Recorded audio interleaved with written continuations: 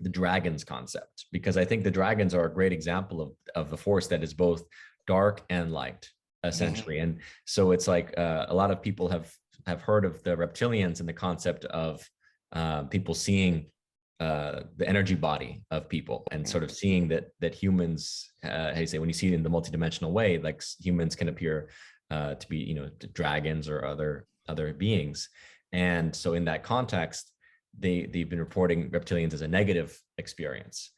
But certainly it's not only a negative experience. Perhaps there, you know, I think I would argue that there's the reptilians that are like just like humans. There's a lower I agree. Yeah, right, theaters, and then there's the higher frequency that's like that, as you said, it's a dragon at full expression that's working to, again, work through us, I believe, as we have the reptilian brain, right? We are essentially evolving reptiles in ourselves, right? So we're learning our heart, and I believe very much that the reptilian consciousness is also expanding through the human, learning heart and emotions and empathy. So I think that the dragon story is so fascinating, because you have two different accounts of that lineage, and you talk about in your book a little bit the idea that basically there is reference to the idea of drawing upon menstrual cycles or blood for activation of intuition, the pituitary and the pineal glands and things like this. But there's obviously a difference between a woman using her own menstrual cycle, right, and someone sacrificing a child, right? It's like one person, basically, obviously, as we know, there's a difference between self-sacrifice or volition, as opposed to taking advantage of another being and using them as your surrogate, right? Your scapegoat. Sure. So I think this is just where I wanted to ask you about how you see the dragon traditions as both the positive and the negative aspects of it. Yeah. Well, the dragon tradition, dragons by themselves are simply neutral energy. They're just pure energy. And if you can see fifth dimension, you can see energy coming together, converging together, and it'll make a form of a dragon, right? Or it'll make a form of a serpent. So it's not good or bad.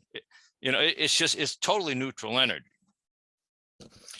But throughout time, there have been lineages of the dark dragons that will use that energy in a negative way. And then there's the lineages of the light dragons that use it in a very positive way, but by itself, it's completely neutral. But we have been taught by religion that, of course, the dragon is evil, right? But if you look at the time that existed before religion, before Christianity, the dragon was the creator of the universe. I mean, it wasn't good or bad. It was the creator of the universe, because it is the form of energy. If you can see fifth dimension, I've seen so many dragons on fifth dimension. That's the way the energy moves, right? It's not good or bad. It's just the way it is. But what happened is that this dragon creator, he holds within himself the divine force and the divine mind, and these became his two twins. He divides himself up to become positive and negative in order to keep this world in balance, or this universe in balance, right? And so what happened is that the divine mind becomes this hero, and the divine force remains the form of the dragon. And when patriarch comes around, they become battle of each other, the enemies of each other, but they're part of each other.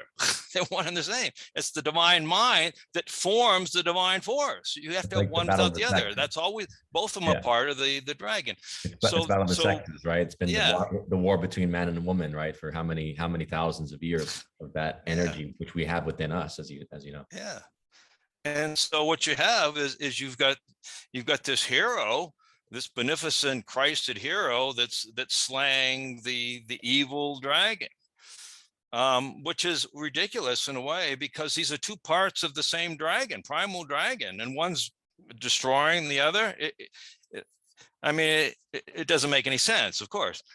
And so this is why you have the evil dragon. But one image of the dragon I think is accurate is the fire-breathing dragon. And this, of course, is typically what you have, because his essence is Kundalini energy, which is a fiery cosmic force. It is fiery, but we tend to think of everything that's fiery is evil, like, the trident, the devil, and Shiva. Everything that's fiery is, we see, is devil. Everything that's destructive is evil. And that's part of the patriarchal mindset, is that we're going to control everything, and we don't like destruction. We don't like chaos, and we're going to create these laws, and we're going to create these technologies to keep the status quo, keep everything the way it is and never change, right?